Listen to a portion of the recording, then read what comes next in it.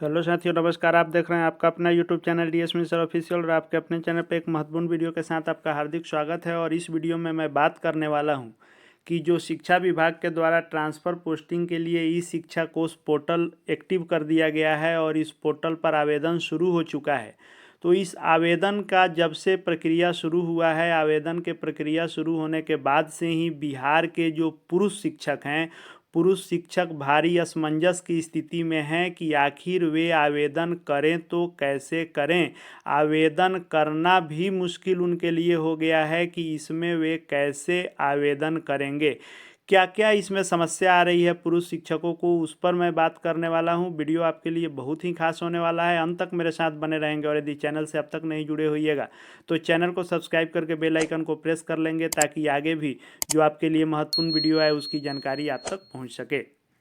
तो जैसा कि हम लोग जान रहे हैं कि पुरुष शिक्षकों के लिए जो टीचर ट्रांसफ़र पॉलिसी बनाई गई, उसमें तो सबसे पहले पुरुष शिक्षकों के साथ अन्याय किया गया कि गृह अनुमंडल से बाहर की पॉलिसी बनाई गई कि किसी भी पुरुष शिक्षक अपने गृह अनुमंडल में नौकरी नहीं कर सकते हैं।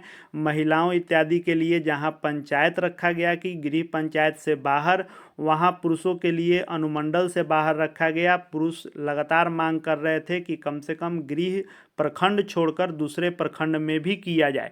लेकिन जब यह पोर्टल खुला है और इस शिक्षा कोष के माध्यम से ऑनलाइन अप्लाई होना शुरू हुआ है, तो पॉलिसी में तो धोखा हुआ ही था, लेकिन जब यह ट्रांसफ़र का पोर्टल खुला है तो इसमें शिक्षा विभाग ने पुरुष शिक्षकों के साथ भारी धोखा और छल किया है। कैसे किया है? तो मान लीजिए कि आपको एक तो पहले नियमावली के अनुसार गृह अनुमंडल के बाहर जाना था, लेकिन इस नियमावली में क्या आया है उसको देख लीजिए। इस पूरे नियमावली को लेकर के पूर्व में मैं वीडियो एक बना चुका हूं कि कैसे आपको अप्लाई करना है, स्टेप बाय स्टेप सारी कंप्लीट जानकारी आपके लिए उस वीडियो में मैंने दिया है। उस वीडियो को आप नहीं देखे होंगे तो प्लेलिस्ट में जाएंगे और उस वीडियो को कि ट्रांसफ़र पोस्टिंग के लिए आवेदन कैसे करना है उसको देख सकते हैं। इस वीडियो में मैं जो बात कर रहा हूँ, तो जो पुरुष शिक्षक को अप्लाई करना है, तो सबसे पहले जब वर्तमान पोस्टिंग का विवरण आपका आएगा, यहाँ पर आपका अनुमंडल लिखा आएगा, तो आप जिस अनुमंडल में पोस्टेड हैं उस अनुमंडल में आपकी पोस्टिंग नहीं होने जा रही है। यानी पोस्टेड अनुमंडल में आपकी ट्रांसफ़र पोस्टिंग नहीं होगी। तो पहला आपका पोस्टेड गया, यानी पोस्टेड अनुमंडल में भी आपका नहीं होगा। दूसरा, जो आप अपना डिटेल देंगे, तो उसमें जब आप अपना गृह राज्य और गृह अनुमंडल देंगे तो जहां आपका गृह अनुमंडल है वहां भी आपका नहीं होगा। तो पहला आपका पोस्टेड जो है, पोस्टेड अनुमंडल भी बाहर हो गया, यानी पोस्टेड अनुमंडल का भी विकल्प नहीं आएगा, आप पोस्टेड में भी नहीं जा सकते हैं। और दूसरा, आप गृह अनुमंडल में भी नहीं जा सकते हैं। तीसरा खेला इसमें हुआ कि पत्नी का डिटेल मांगा जा रहा है। तो पत्नी के डिटेल में जब आप राज्य और अनुमंडल देंगे तो पत्नी यानी आपका जो ससुराल है उस ससुराल के भी अनुमंडल में नहीं होगा। तो तीसरा अनुमंडल भी गायब हो गया। तो अब जब आपको 3 विकल्प देने हैं, तो मान लीजिए कि अधिकांश जिलों में जो अनुमंडलों की संख्या है वह बहुत सारे अनुमंडल हैं, जहां पर बहुत सारे ज़िले हैं जहां पर एक अनुमंडल है, बहुत सारा ज़िला है जहां पर 2 अनुमंडल है और बहुत सारा ज़िला है जहां 3 है। कुछ ही ज़िले हैं जहां पर इससे अधिक संख्या है। तो जहां मान लीजिए कि 2 अनुमंडल हैं या 1 अनुमंडल हैं, जैसे 1 अनुमंडल वाले जो ज़िले हैं तो उनका तो स्वाभाविक है कि ज़िले से बाहर ही होगा। जहां 2 अनुमंडल भी है, जैसे मान लीजिए मुजफ्फरपुर का ही उदाहरण हम लोग लेते हैं, तो 2 अनुमंडल है, पूर्वी मुजफ्फरपुर और पश्चिमी मुजफ्फरपुर।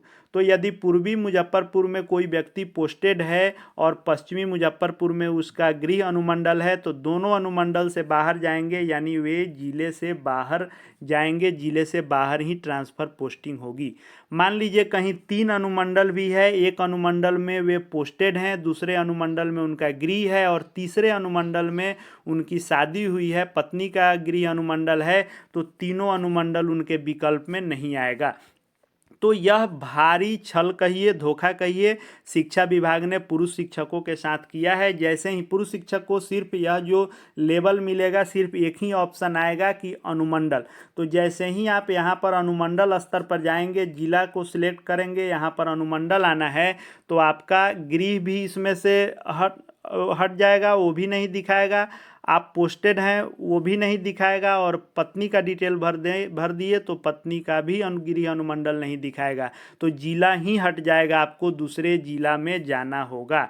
यदि किन्हीं का पोस्टेड और गृह दोनों सेम अनुमंडल है तो उनको एक अनुमंडल अधिक ऑप्शन में आएगा, लेकिन यदि शादी किसी और अनुमंडल में हुई है तो यहाँ भी 2 अनुमंडल गायब हो जाएंगे।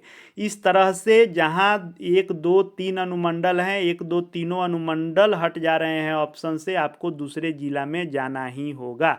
तो इस तरह से पुरुष शिक्षकों के साथ इस नियमावली जो लाई गई उसमें सिर्फ गृह अनुमंडल छोड़ने की बात थी, लेकिन जब यह ऑनलाइन आवेदन का फॉर्मेट आया है तो इसमें गृह अनुमंडल से भी बाहर, पोस्टेड अनुमंडल से भी बाहर और पत्नी के गृह अनुमंडल से बाहर, यानी 3 तरह के बैन लगा दिए गए हैं, जो पुरुष शिक्षकों के साथ भारी छल है। विरोध भी जारी है, लोग केस भी करने जा रहे हैं। अब देखने वाली बात होगी कि ट्रांसफ़र पोस्टिंग का मामला लटक जाता है कि शिक्षा विभाग इसको कर पाता है, ये तो आने वाले समय में तय होगा। लेकिन पुरुष शिक्षकों के साथ खास करके बहुत ही नाइंसाफ़ी हुई है कि उनको गृह अनुमंडल, पोस्टेड अनुमंडल और पत्नी का गृह अनुमंडल, 3 अनुमंडल से बाहर जाना है। वह ऑप्शन में ही नहीं आएगा तीनों अनुमंडल जो आप डिटेल भर देंगे। तीनों पोस्टेड तो है ही, गृह आपसे मांग ले रहा है, पत्नी का मांग ले रहा है, तो 3 अनुमंडल छांट करके लोगों को जिला बदर होना ही है।